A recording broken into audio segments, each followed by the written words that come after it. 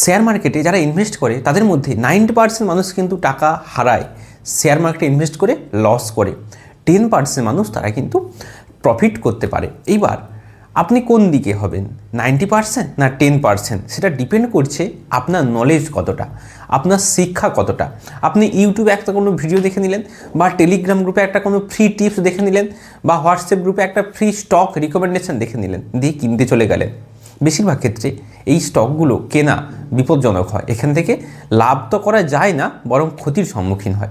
আজকের ভিডিওর টপিক ঠিক এই বিষয়ে। আমরা জানবো একটা ডাইরেক্ট স্টক, কোনো কোম্পানির স্টক কিনতে গেলে কোন কোন জিনিস দেখা দরকার, যে জিনিসগুলো দেখে যদি আপনি কিনেন পারফেক্টলি আপনি প্রফিট করতে পারবেন। আর বেশিরভাগ মানুষ এইগুলো জানে না বলে তারা প্রফিট করতে পারে না। তাহলে চলুন আমরা দেখে নিই একটা স্টক কেনার আগে আমাদেরকে কী কী জিনিস দেখতে হবে। ফান্ডামেন্টাল অ্যানালাইসিসে যে আমরা সিরিজটা শুরু করেছিলাম, আজকে হচ্ছে পার্ট 6।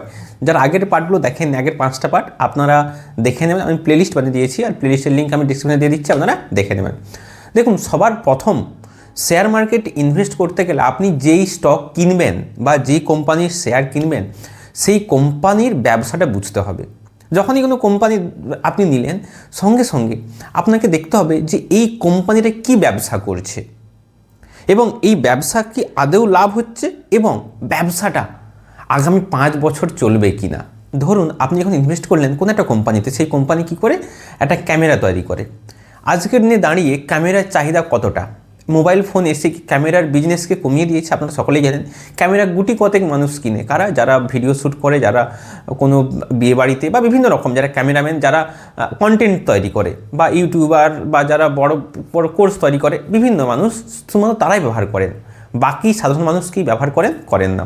তাহলে আমাকে এইসব কোম্পানিতে ইনভেস্ট করা যাবে না। অপরপক্ষে যদি আমি বলি যে সোলার এনার্জি বা ইলেকট্রিক্যাল ভেহিক্যাল, এগুলো তো কি হবে, এগুলো সব এভারগ্রিন টপিক, মানে এভারগ্রিন একটা সেক্টর। এগুলো কি হয়, মানে চাহিদা ক্রমশ বাড়তে থাকবে। তাহলে এইসব কোম্পানিতে ইনভেস্ট করলে আমার প্রফিট হওয়ার চান্স অনেক বেশি থাকবে। সেই জন্য ইনভেস্ট করার আগে সবার প্রথম একটা ব্যবসা, সেই ব্যবসাটা বুঝে আপনি ইনভেস্ট করবেন। 2 নম্বর, যে কোম্পানির গ্রোথ আছে কিনা। একটা কোম্পানি, ভালো কোম্পানি, সে ব্যবসা করছেও ভালো, কিন্তু কোম্পানি একই রকম রয়েছে, তার কোনো গ্রোথ হচ্ছে না, তাহলে সেই বিজনেস বা সেই কোম্পানি আপনাকে কতটা প্রফিট দেবে? খুব বেশি প্রফিট দিতে পারবে না। তাই মনে রাখবেন, যখনই কোনো ইনভেস্ট করবেন সেই কোম্পানির প্রপার গ্রোথ দেখে করবেন। এবার কি করে দেখবেন? যত কোর্সের শেষের দিকে আমরা যাব, বা এই যে কোর্সটা আমরা ফ্রি কোর্স চালাচ্ছি, এখানে শেষের দিকে দেখব প্রত্যেকটা জিনিস, যে কোন ওয়েবসাইটে দেখবেন, কীভাবে বুঝবেন যে এই কোম্পানিটা গ্রোথ আছে কিনা। 3 নম্বর, যখনই কোনো কোম্পানিতে ইনভেস্ট করবেন, সেই কোম্পানির প্রফিট এবং সেল ক্রমশ বাড়ছে কিনা। অর্থাৎ প্রফিটও ক্রমশ বাড়তে হবে, সেলসও ক্রমশ বাড়তে হবে। এইগুলো ক্রমশ বাড়ছে কিনা কিন্তু আপনাকে লক্ষ্য করতে হবে। যদি ক্রমশ বাড়ে, ভাববেন এটা পজিটিভ সাইন, তবে আপনি ওখানে ইনভেস্ট করতে পারেন। দেখুন, অনেক কিছু জিনিস রয়েছে, শুধুমাত্র প্রফিট এবং গ্রোথ দেখে ইনভেস্ট করা উচিত নয়, কিন্তু যদি গ্রোথ না থাকে আপনি ইনভেস্ট করবেন না। আপনি একটা ভালো শেয়ার কিনলেন, কিন্তু সেই শেয়ারটা কত দামে কিনলেন সেটা বড় কথা। আমাদেরকে প্রফিট করতে হবে। প্রফিট করা মানে কি? একটা শেয়ারের প্রাইস যখন কম থাকবে, সেই কম দামে কিনবো এবং বেশি দামে বিক্রি করব। বেশিরভাগ মানুষ প্রফিট করতে কেন পারে না জানেন? যখন শেয়ারটা অটোমেটিক ভাগা শুরু করেছে, মানে খুব দৌড়ানো শুরু করেছে, উচ্চ লেভেলে দাম, তখন শেয়ারটা কিনছে। আবার তো পড়বে, যে উঠবে সে তো পড়বেই, স্বাভাবিক। তো যখনই উঠছে পড়ছে, ফলে কি হয়? প্রফিট করতে পারে না, লস হয়ে যায়, টাকা নেগেটিভ হয়ে যায়। কিন্তু কেনার আগে যদি কম দামে কিনতো, তাহলে তার লাভ থাকতো। সিম্পল জিনিস। কিন্তু এই যে ব্যাপারটা, এই যে কম দামে শেয়ার কেনা, কি করে বুঝবো কোনটার প্রকৃত দাম, কি করে বুঝবো কোনটার দাম বেশি, সেইটা বোঝার জন্য অনেক টেকনিক রয়েছে, অনেক জটিল টেকনিক রয়েছে, অনেক সহজ টেকনিক রয়েছে। আপনাদেরকে যেমন আমি কথা দিয়েছি যে আপনাদেরকে এই স্টক কেনার একদম সহজভাবে বোঝাবো। আজকে আমি আপনাদেরকে যে পয়েন্টগুলো বলছি, এই পয়েন্টগুলোর প্রত্যেকটা ডেপথে আমি ধীরে ধীরে আলোচনা করব। যেমন প্রফিট লস স্টেটমেন্ট দেখা শেখাবো, কোয়ার্টার রেজাল্ট দেখা শেখাবো, ব্যালেন্স শিট দেখা শেখাবো। সেইগুলো দেখলেই আপনারা বুঝতে পারবেন এটা আগামীতে গ্রোথ করবে না লস করবে। তো যেটা বলতেছিলাম, যে কম দাম বুঝতে পারবেন কি না, একটা সিম্পল টেকনিক রয়েছে, সেটা হচ্ছে বুক ভ্যালু। একটা কোম্পানির বুক ভ্যালু দেখতে হয়। বুক ভ্যালু যদি কারেন্ট প্রাইসের আশপাশ হয়, তাহলে সেই শেয়ারটা আনুমানিক ধরা যেতে পারে এক্স্যাক্ট প্রাইসে আছে।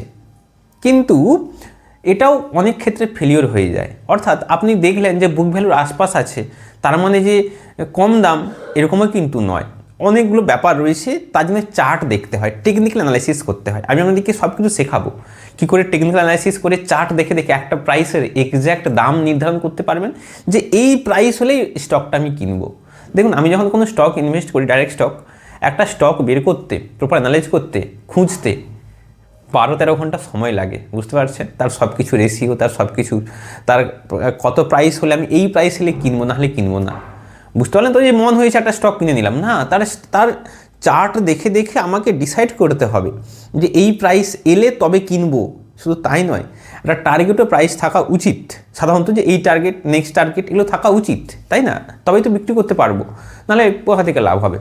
তার মানে এই যে ব্যাপারটা, যে এক্স্যাক্ট প্রাইস, আপনি যদি অনুপাত দেখেন, দুটো অনুপাত দেখা যায়। একটা হচ্ছে পিই রেশিও, খুব গুরুত্বপূর্ণ, পিই রেশিও। নেক্সট হচ্ছে পিইজি রেশিও। অবাক লাগছে? এইগুলো খুব গুরুত্বপূর্ণ, কিন্তু সবসময় শুধুমাত্র পিই রেশিও দেখেই যে ইনভেস্ট করে দেবো, মানে কম দামে পেয়ে গেলাম, তা না। পিইজি রেশিও মানে করার সাথে সাথেই যে কম দামে পেয়ে গেলাম এরকম না, আরও অনেক কিছু দেখতে হয়। এইগুলো প্রত্যেকটা একটা আলাদা আলাদা ভিডিও আসবে, অর্থাৎ পিই কীভাবে দেখতে হয়, বা এক্স্যাক্ট কত হলে নেওয়া উচিত, কোথা থেকে দেখবেন, কিভাবে দেখবেন, পিইজি কোথা থেকে দেখবেন, কত হলে আদর্শ, কত হলে আপনি কিনতে পারবেন, কত হলে আপনি বিক্রি করতে পারবেন, এগুলো সব আপনাদেরকে দেখাবো একটা একটা করে। এক একটা পোর্শন, এক একটা আলাদা ভিডিও আসবে, আপনার চ্যানেলের সাথে যুক্ত থাকুন। তাহলে এটা হচ্ছে কি, যে কম দামে শেয়ারটা কিনতে হবে। নেক্সট আসছি ডেপ্ট বা ঋণ। একটা কোম্পানি দেখব তার ঋণ কতটা, এই জায়গাটা কতটা, আমি সব পরে পরে ভিডিওতে আসবো। শুধু জেনে আপনাদেরকে আজকে একটা ইন্ট্রোডাকশন ক্লাস, যে একটা কোম্পানি ঋণ যদি ক্রমশ বেড়ে চলে সেটা কিন্তু খারাপ। আবার ঋণ, দেখুন, ডেপ্ট মানে ঋণ। একটা কোম্পানি ব্যবসা বাড়াতে গেলে তাকে ঋণ নিতেই হবে। মুকেশ আম্বানি কি ঋণ নেন না? নেন। এলন মাস্ক কি ঋণ নেন না? সকলেই নেন। একটা ব্যবসা করতে গেলে ঋণ লাগে। তাহলে সেই ঋণটা কতটা থাকা উচিত, তাই না? টাটার যে টাটা কোম্পানি, তাদেরকে ঋণ আছে, তার মানে সেই কতটা এক্স্যাক্টলি আমি নিতে পারবো। শেয়ার মার্কেটে ইনভেস্ট করা মানে আমাকে আমি যে স্ট্র্যাটেজিটা ইউজ করি, এমন স্টকে ইনভেস্ট করব যেন প্রথম কথা আমার লস না হয়, প্রথম টার্গেট। তারপর লাভের কথা ভাববো।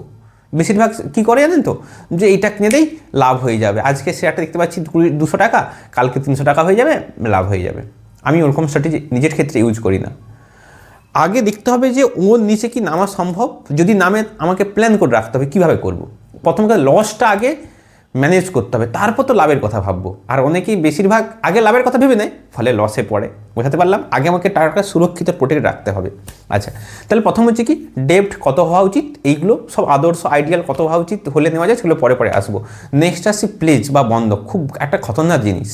একটা কোম্পানির তার যে শেয়ার বা তার যে মালিকানা যদি বন্ধক থাকে, খুব খারাপ, খুব খারাপ।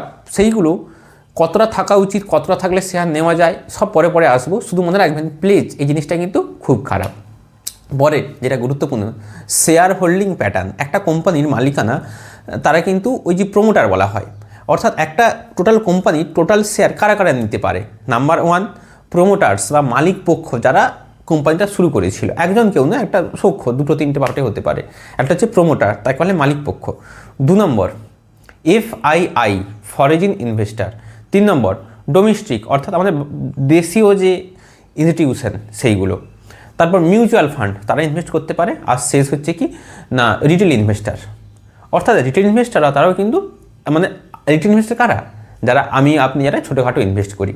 আর আমরা যারা ইনভেস্ট করি সকলে কিন্তু রিটেল ইনভেস্টার। আমরা কেউ মানে বড় অ্যামাউন্টে তো করবো না। আপনারা করবেন, ইনভেস্ট করবেন সাধারণত 10 কোটি, 20 কোটি, 30 কোটি, এর মতো করতে পারবো না। তারপর হচ্ছে রিটেল।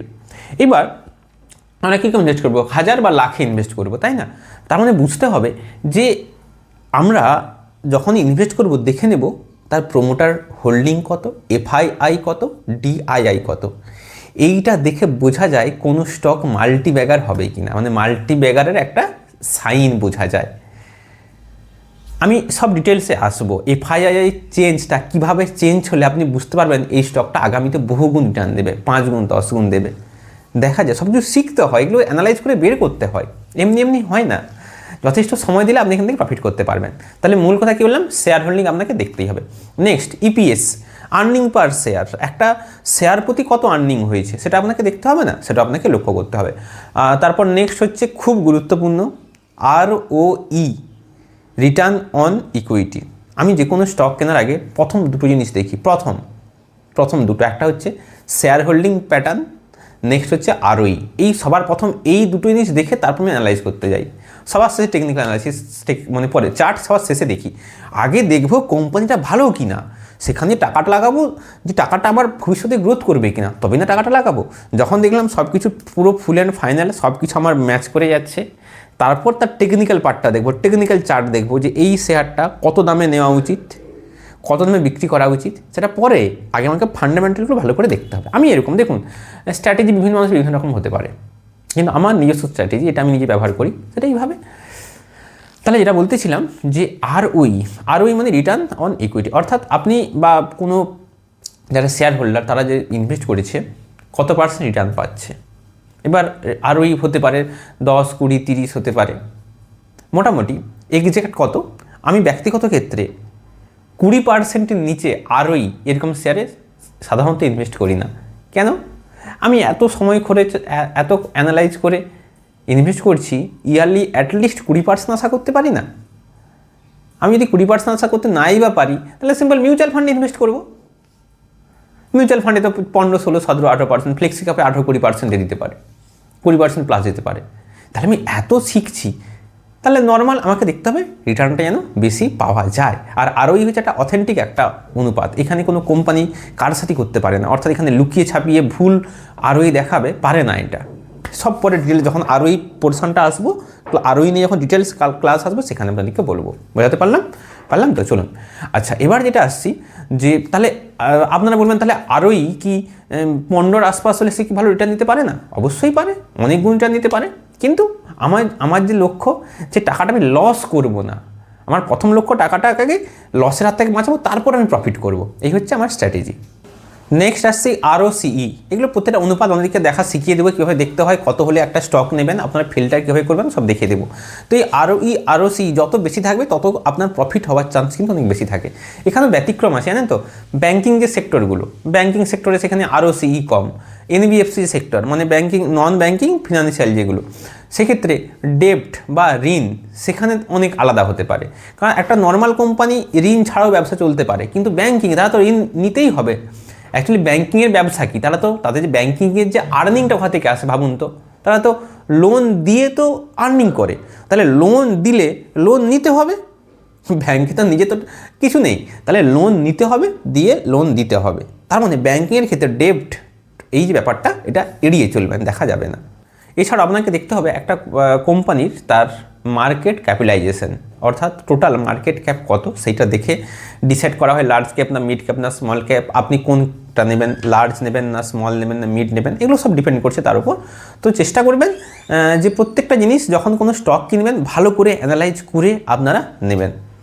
তো আজকের ভিডিও আমরা এখানেই শেষ করছি। পরের ডেট থেকে এক একটা পার্ট ডিটেলসে ধরে আসবে।